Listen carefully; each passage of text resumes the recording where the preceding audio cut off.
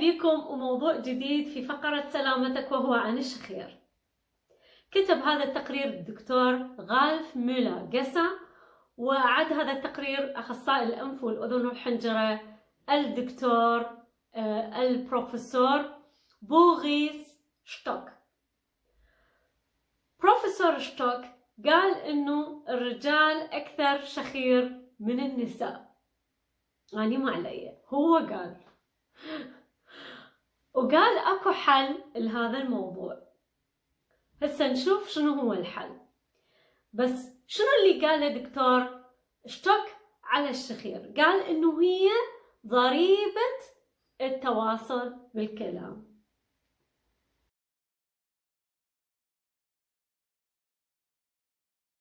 بروفيسور شتوك قال انه احنا نحتاج الى ممرات هوائية لينة وناعمة لانتاج الاصوات، لكن اللي دا يصير بالشخير اللي هو عبارة عن أحد الآثار الجانبية الغير مرغوب فيها بهذه المرونة.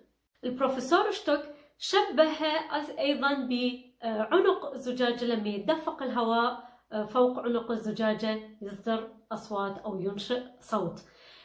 كذلك قال المزمار أيضا نفس العملية، أيضا بالهواء ويصدر أصوات، لكن طبعا المزمار صوته حلو إنما الشخير فلا. البروفيسور كريستوف شوبل وضح هاي المشكلة.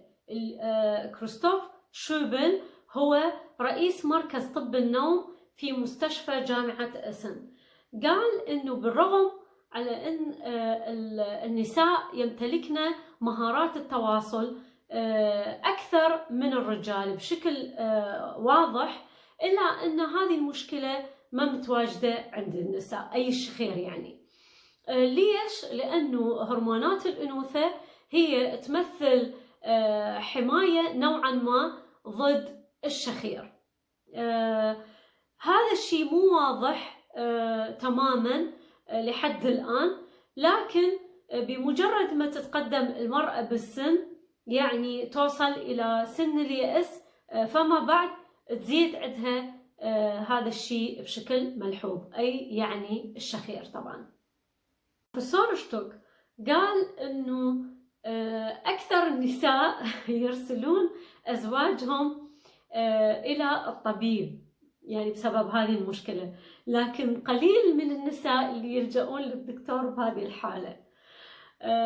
كذلك يعني أيضا النساء يعزلون أزواجهم أو الرجال اللي يشخرون يعني يعزلوهم عنهم. يعني النساء هم يعزلون نفسهم عن أزواجهم الرجال بسبب هذا الشيء، لكن الرجال خطية ما يسووها.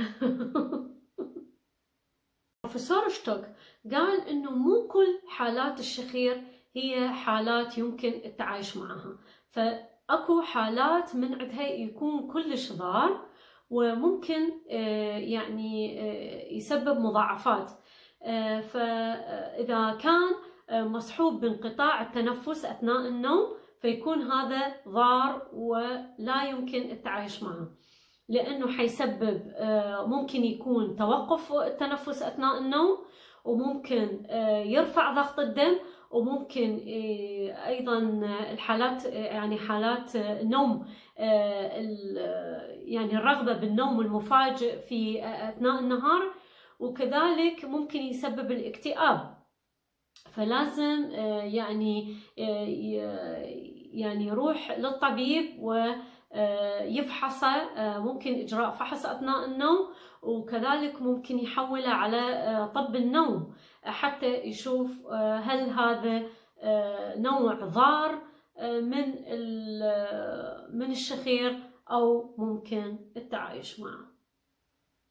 بروفيسور شتوك قال هناك 5 استراتيجيات هي تساعد أو هي تكون ضد الشخير. أول شيء إنه تقليل الوزن.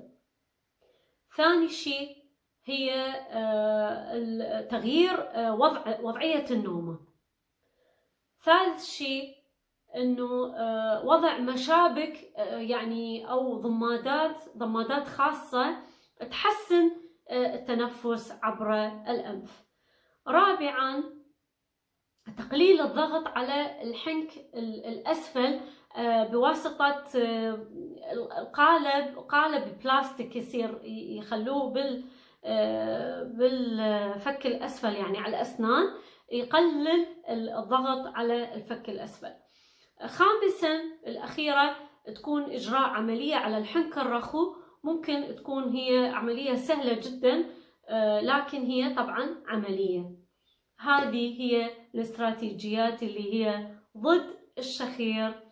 وهسه أقولكم سلامتك.